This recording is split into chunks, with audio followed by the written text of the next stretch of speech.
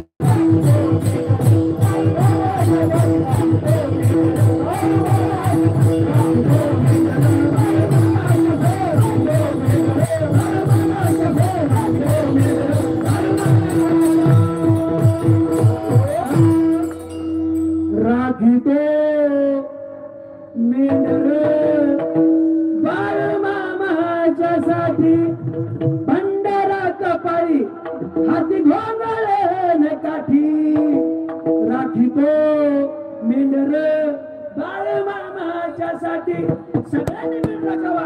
मामाने सांग सकाळ आरती पालामध्ये करावा. पहिलं हे कसं पाल तसं पाल असायचा, तंबू असायचा.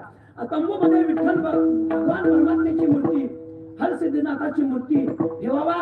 सांग सकाळ आरती करावा. लोकांचं संकट निवारण करावा. आणि संकट निवारण झालं की मामांनी पुढचं गाव गाठावा. असं एक एक एक एक एक एक गाव मामाने गाठलं.